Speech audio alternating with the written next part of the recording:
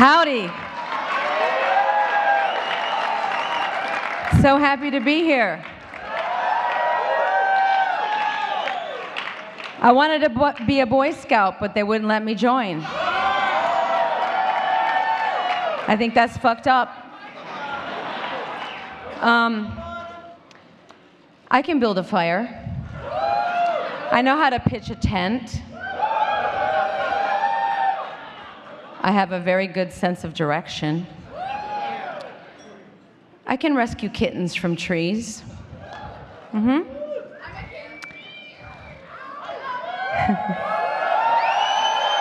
Listen, I want to do good for the community.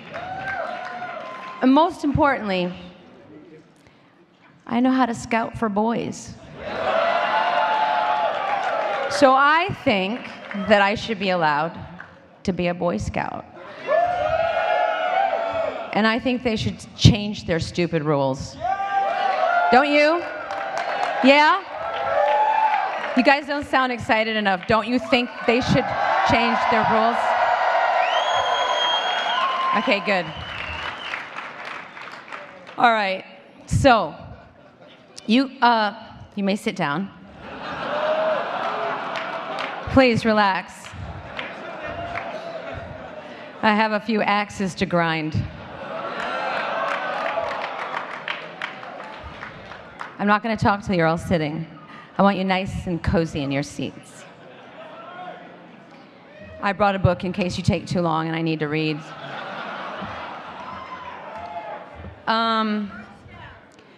Well, I was a Girl Scout, but I got kicked out. And you want to know why? Because my skirt was too short and I never sold enough cookies. I ate the cookies. Those peanut butter patties are good. Anyway, we already talked about that. Let's get serious for a moment.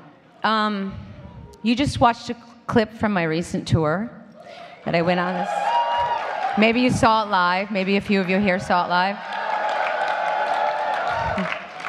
I thought it was pertinent to show tonight because for me it illustrates that things like bigotry, homophobia, hate crimes, bullying, and any form of discrimination always seems to be a manifestation of fear of the unknown, right? Most people are not comfortable with things or people that they perceive as different from themselves. And I would wager that if we just took the time to get to know one another, did our own investigation, looked beneath the surface of things, that we would find that we are not so different after all. We are also under the illusion that with the wonder of technologies at our fingertips, that the world is coming closer together, that people are becoming more familiar with one another, that the distance between one human and another is being diminished. Now, on the one hand, that is true. But on the other hand, it is not true. I believe the opposite is taking place. Because a picture doesn't tell 1,000 stories. A picture tells a version of 1,000 stories. And this supposed intimacy that we think we are gaining is false. It is unearned. It is a trick. I created this video piece in my show because I wanted to bring awareness and attention to the fact that we don't really take the time to get to know one another, and we need to. If a Palestinian mother sat down with an Israeli mother to talk about their children and how much they love their families, would they really feel such a divide between one another? Would they?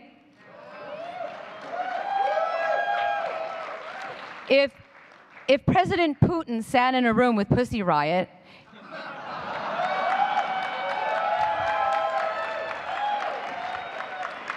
he'd probably want to fuck all of them, but anyways.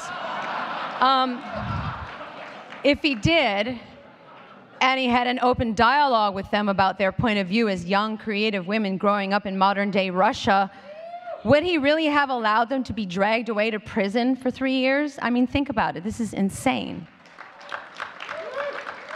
because they criticized the government. And if this newly religious government in St. Petersburg sat down with the 85 men who were arrested before and after my show for being openly gay and asked them about their hopes and dreams for the future, really listened to them, would they be in jail right now? Would I have received death threats? Would I be fighting a lawsuit for $1 million for openly supporting the gay community in Russia?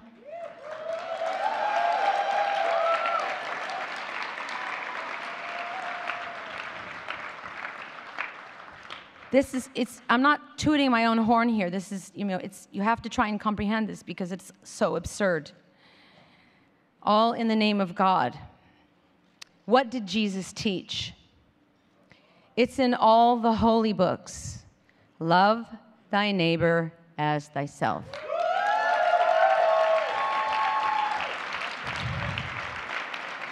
So, we cannot use the name of God or religion to justify acts of violence, to hurt, to hate, discriminate. I think you get my point of view, and I realize that everyone in this room is pretty much on the same page as me. But anyone out there sitting on a fence still? A sharp fence, I hope. I hope you're listening.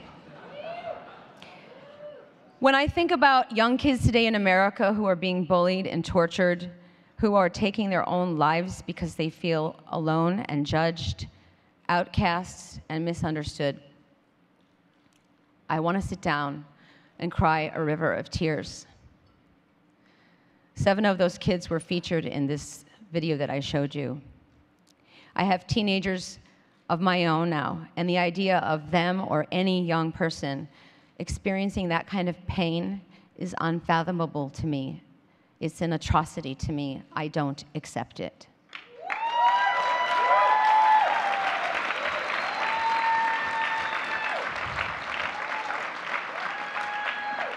And it's no different than a white supremacist hanging a black man from a tree before the civil rights movement, okay? No different. It's no different than a member of the Taliban shooting a young girl in the head for writing a blog about the importance of female education. It's no crazier than an Iranian gay man being hanged for falling in love with a man. I don't know about you, but I can't take this shit anymore. Okay? And that is why I want to start a revolution. Are you with me? It's 2013, people. We live in America, land of the free and home of the brave. That's a question, not a statement. But I do love that word, brave. I don't fling it around very often. I don't know a lot of brave people. In the song you just heard, I sing the line, "It's so hard to find someone to admire." And that is the reason I am here, to give an award to someone I admire.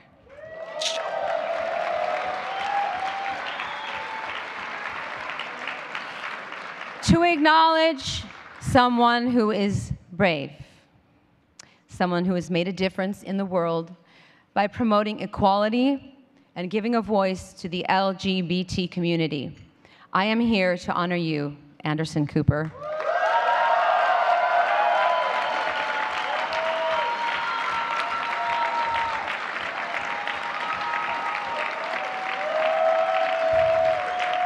Now you can stand up. Now you can stand up. Stand up, stand up. This is the moment. Because,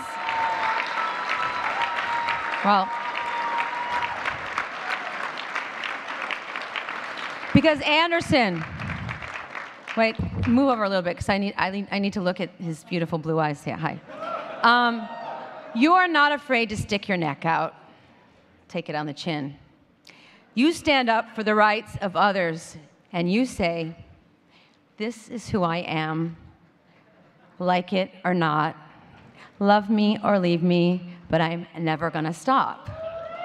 Now, sorry to quote another one of my songs, but you do like my music, right? Yeah, I thought so. I did see you in the front row at Yankee Stadium, and the Stade de France, and Madison Square Garden. No, we don't have to talk about that right now. Okay, Anderson, you're intelligent. You're gorgeous. You look great in a suit. Shh, don't talk. This is the blowing smoke up the ass part. I wrote this, though. Nobody wrote my copy, okay? No one can write my copy. Okay.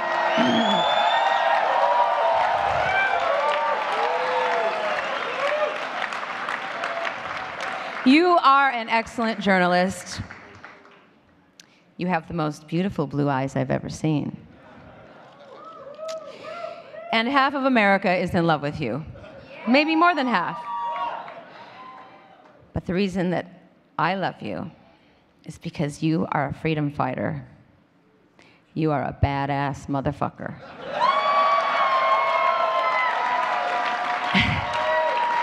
And you are brave. And the world needs more people like you. Okay? Amen.